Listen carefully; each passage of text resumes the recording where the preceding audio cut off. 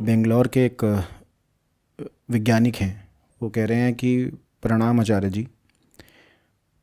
पहली बात तो उन्होंने थोड़ा आपके लिए लिखा है कि सौभाग्य है कि उपनिषद को इतनी सरलता से आपके साथ सुनने का अवसर मिला।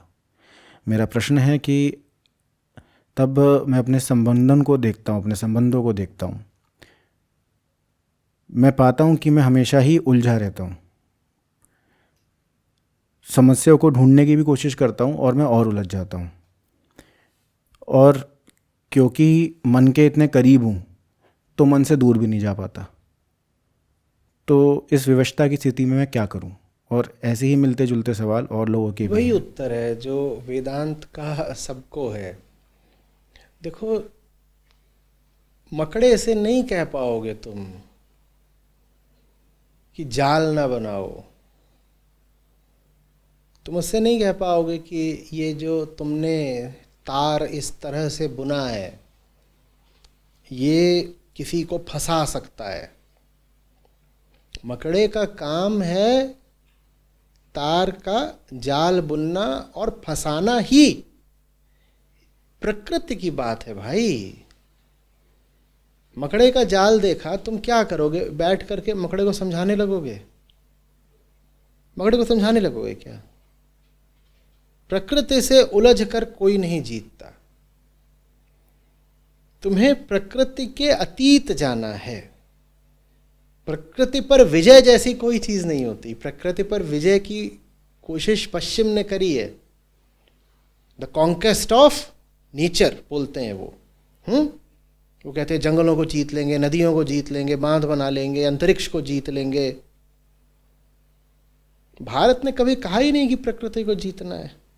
पश्चिम का सारा विज्ञान ही प्रकृति को जीतने के लिए है। उन्होंने जो कुछ भी जाना विज्ञान में उसका एक ही प्रयोग करा, क्या? कि प्रकृति पर फतह करनी है। ठीक है ना? भारत ने कभी नहीं कहा।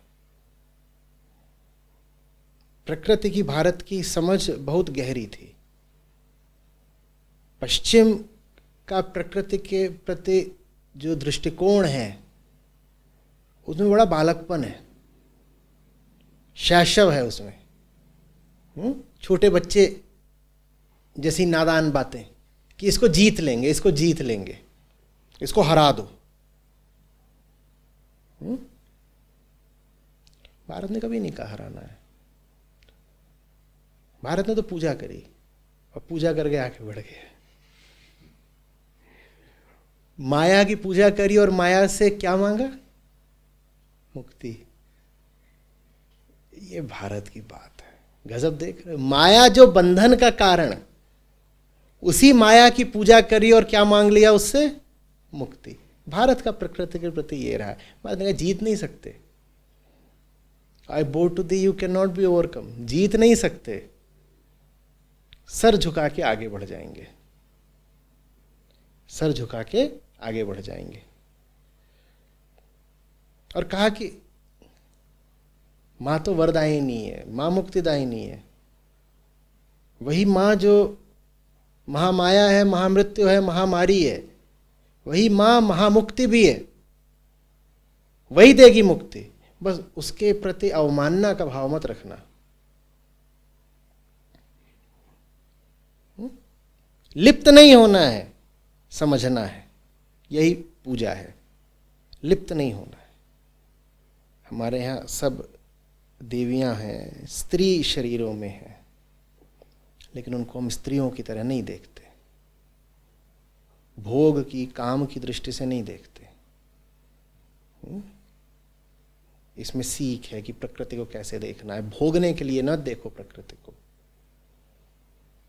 समझ लो, सर झुका लो, वही प्रकृति मुक्ति भी दे देगी। ये कहते मत रहो बस कि प्रकृति में फंस गए फंस गए फंस गए। फंसने का काम तुमने करा है। तुम अपना स्वार्थ, अपना लालच जरा संयमित रखते तो नहीं फंसते ना। प्रकृति को क्यों दोष दे रहे हो? और प्रकृति से ही वो चेतना उठती है जो चेतना मुक्ति तक जा सकती है। तुम उससे वरदान मांगो, उसे भोगो नहीं, उसका आशीर्वाद मांगो। यहाँ ऋषिकेश लोग आते हैं, ऋषिकेश को भोगने आते हैं, ऋषिकेश का आशीर्वाद लेने नहीं आते। अंतर समझ गए साफ साफ? यही ऋषिकेश भुक्ति के लिए प्रयुक्त हो सकता है कि हाँ भोग रहे हैं, राफ्टिंग करी, फिर शराब पी, संभोग किया। भुक्ति, भोग भोग भोग। और इसी ऋषिकेश में शांति से बैठ जाओ, चिंतन मनन निधिध्यासन समाधि। यही पर्वत, यही गंगा मुक्ति में सहायक हो जाएंगे। और ये कितनी विचित्र बात है कि जो जगह मुक्ति में जितनी सहायक हो सकती है, उस जगह का भुक्ति में माने भोग में उतना ही ज्यादा इस्तेमाल होता है। सब हनीमून मनाने वाले कहाँ जाते हैं? प्राकृतिक जगहों पर। दिल्ली वालों को शराब पीनी है वीकेंड पर तो कहाँ जाएंगे? प्राकृतिक जगहों पर। ऋषिकेश का ये इस्तेमाल होता है, चलो वीकेंड पर चल के वहां शराब पिएंगे। जहां से उपनिषद उठे थे उस जगह का प्रयोग किया जा रहा है भोग के लिए, शराब के लिए, वासना के लिए। इसी से समझ लो कि प्रकृति दोनों काम कर सकती है तुम्हारे लिए। माया दो प्रकार की जो जाने सो खाए, एक मिलावे राम से दूजी नरक ले जाए। इसी ऋषिकेश में तुम्हारे लिए घोर नरक हो सकता है अगर तुम यहां अपनी वासनाएं पूरी करने की कोशिश करोगे तो। जो ऋषिकेश में आए और इस जगह का प्रयोग करे वासनाओं के लिए, वो नरक में पड़ेगा। और इसी ऋषिकेश में मुक्ति के तमाम साधन मौजूद हैं। जो ऊंचे से ऊंचा हो सकता है वो तुम्हें यहां मिल जाएगा। समझ में आ रही है बात?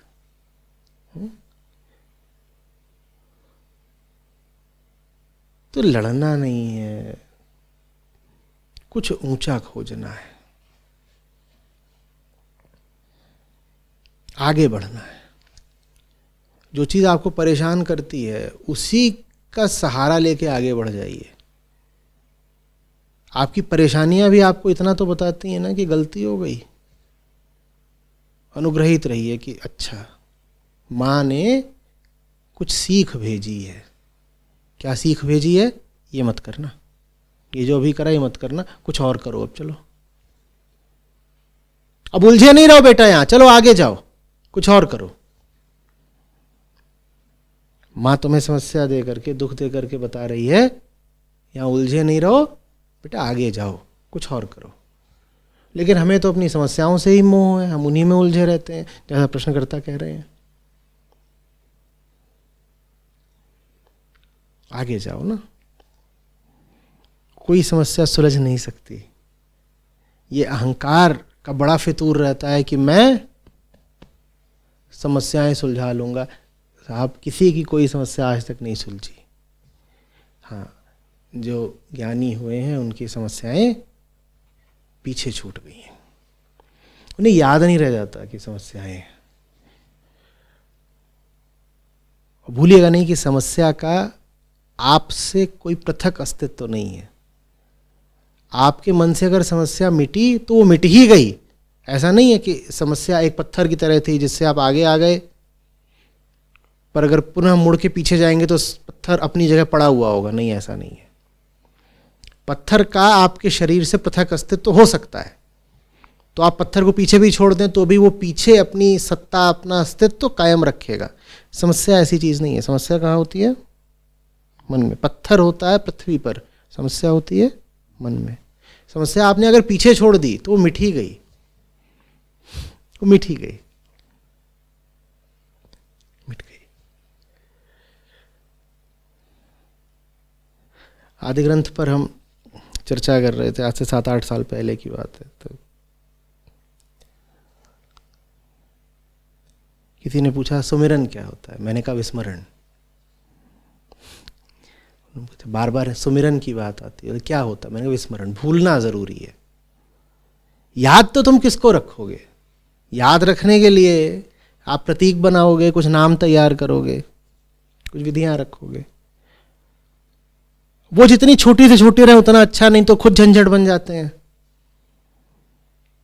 तो सुमिरन वास्तव में विस्मरण की बात है। भूलो भूलो, भूलना जरूरी है, भूलना जरूरी है। फंसना नहीं है, भूलना है। याद रख रख के फंसते हो, याद नहीं रखना है, भूलना है। कैसे भूलना है? जहां हो उससे एक कदम आगे बढ़ो। जो उच्चतम है, जो परमात्मा ही है, परम है, पूर्ण है, उसको तो तुम एक झटके में याद कर नहीं पाओगे, उसका कोई नाम इत्यादि भी नहीं है। तो फिर व्यवहारिक बात क्या है? जो कुछ भी कर रहे हो उसे थोड़ा ऊपर की चीज़ याद रख लो। मन खाली नहीं रहता, मन मांगता है ना कि कुछ याद रहे। जहाँ फंसे हो उससे ऊपर का कुछ याद रख लो, कुछ याद रख लो। संस्था में लोग आते हैं, पूछता हूँ क्यों नहीं किया कोई काम, तो बड़ा एक साधारण प्रचलित सा उत्तर रहता है, भूल गए। मैं पूछता ही नहीं क्यों भूल गए, मैं पूछता हूँ याद क्या था। क्योंकि कोई भूल सकता ही नहीं है जब तक कुछ और याद न कर ले, मन खाली नहीं रहता। जो आवश्यक था उसको तुम भूल इसीलिए गए हो बेटा, क्योंकि तुमने कोई फालतू चीज़ पकड़ी है। मुझे बताओ क्या पकड़ा? तुम भूल ही नहीं सकते थे। कोई रिपोर्ट भेजना भूल गया, कोई ये भूल गया, कोई वो भूल गया, कुछ नहीं कर रहे। तुम भूले इसीलिए क्योंकि तुम कोई नालायकी पकड़ के बैठे थे, कुछ व्यर्थ की चीज़ याद कर रहे थे। उल्टी बहा दी ना गंगा। सारा अध्यात्म इसमें है कि नीचे को छोड़ने के लिए ऊंचे को याद रख लो, और तुमने क्या कर दिया? तुम्हें ऊंचा मिला हुआ है, तुमने निचले को पकड़ करके ऊंचे को भुला दिया। वरना ऊंचा भूल सकते ही नहीं था।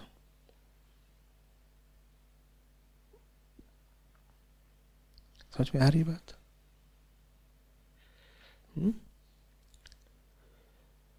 हम समस्याओं में ही पैदा होते हैं। जैसे हम बार बार कहते हो, देह धरे का दंड है। पैदा हुए हो तो समस्याएं मिलेंगी, मकड़ जाल में ही पैदा हुए हो। रो मत, चिल्लाओ मत, आगे बढ़ो भाई।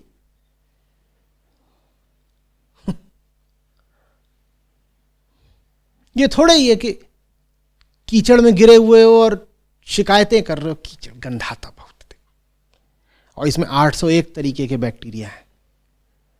क्या करना है? खड़े हो जाओ, खड़े हो जाओ, आगे बढ़ जाओ। अगर तुम आगे बढ़ गए तो कीचड़ अब समस्या है नहीं। प्रकृति में तो कीचड़ होता ही है, वो कोई समस्या की बात है?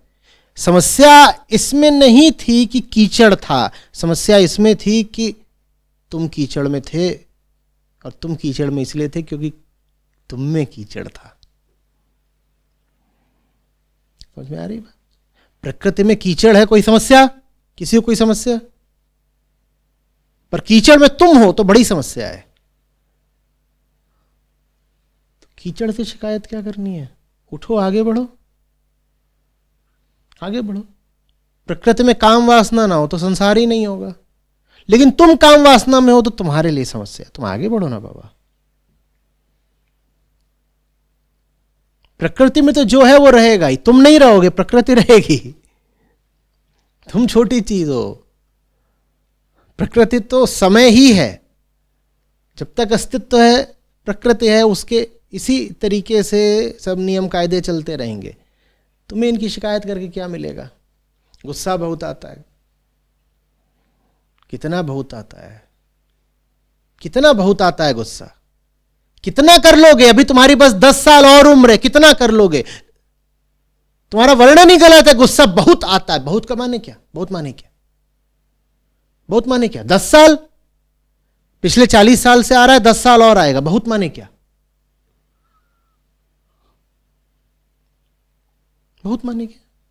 पड़ा रहने दो गुस्से को। वो बहुत नहीं आता है, वो प्रकृति की बात है, उसमें होता है क्रोध। तो आगे बढ़ो, कुछ ऊंचा पकड़ो,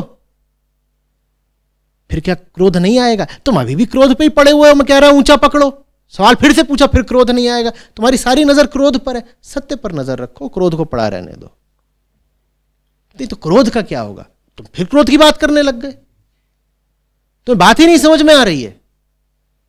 मैं कह रहा हूं पड़ा रहने दो। सारी सीख वेदांत की है ये, क्या? पड़ा रहने दो। नहीं पर फिर गुस्सा कम। अब मुझे गुस्सा आ रहा है, पर मैं क्या करूंगा? पड़ा रहने दूंगा। मेरे पास कौन है? मैं उपनिषद की बात करूंगा ना। मुझे क्रोध आ भी रहा है तो मैं उसको पड़ा रहने दूंगा। मैं क्रोधित होके ही सही, पर रहूंगा उपनिषदों के साथ। क्रोधित भी हूं तो उपनिषदों के साथ हूं। ये वेदांत की सीख है। पड़ा रहने दो, तुम वो करो जो आवश्यक है। समझ में आ रही है बात?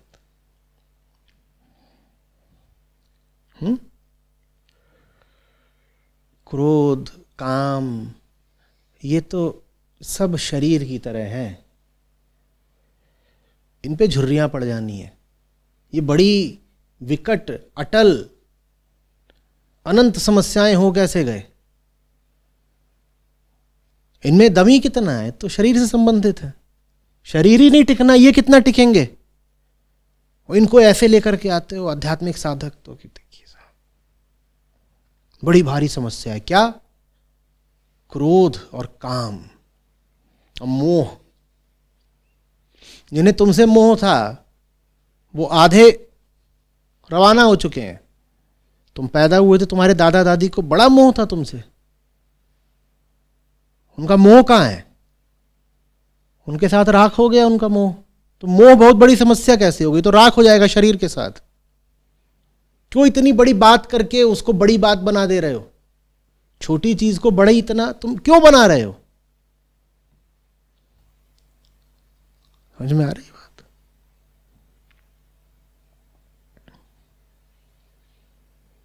जो कुछ भी है तुम्हारे पास वो लिए लिए आगे बढ़ो।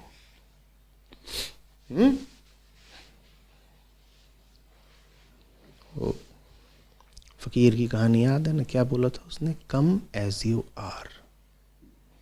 क्या कहा था? Come as you are. Even if you have broken your woe 1,000 times, come as you are. इंतजार मत करो निर्मल होने का, शुद्ध होने का, पूर्ण और पवित्र होने का। Come as you are. जैसे हो आगे बढ़ो।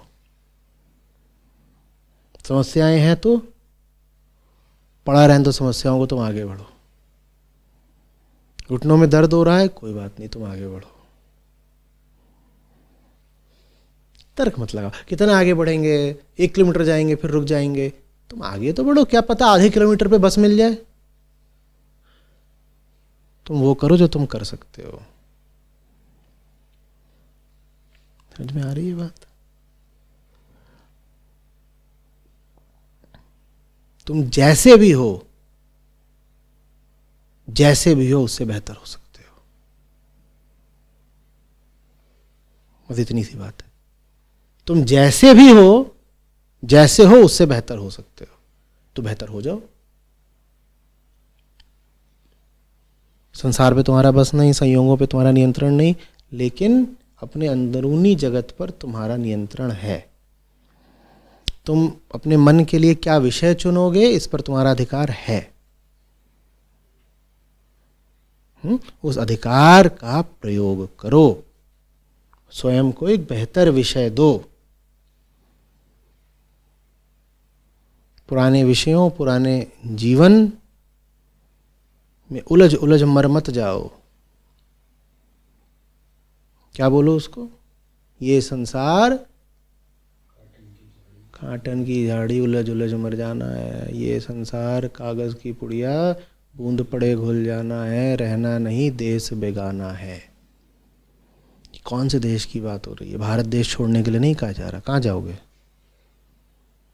आंतरिक देश छोड़ने के लिए कहा जा रहा है। तुम जिस देश में रहते हो भीतर भीतर, वो तुम्हारा देश है ही नहीं। वो तुम्हारे भीतर है, तुम उसके भीतर हो, लेकिन वो देश है बेगाना। तो गड़बड़ बात हो गई। धर लिए जाओगे, बेगाने देश में घुस गए।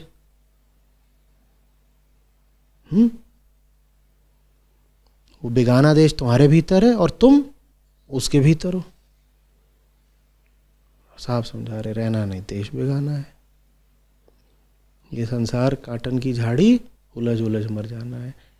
अब झाड़ियां काटने न निकल पड़ना कि ले करके बड़ा चाकू और संसार काटो की झाड़ी है, उलझ उलझ के मर जाएंगे और हम तो साहब देखिए समाज सेवक किस्म के आदमी हैं, तो हम दुनिया भर की झाड़ियां साफ करेंगे। तुम नहीं कर पाओगे बाबा। उन झाड़ियों को माँ का वरद हस्त है। तुम एक झाड़ी काटोगे 5 पैदा होंगी,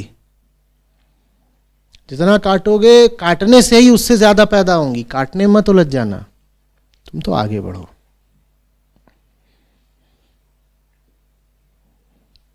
समझ में आ रही है बात?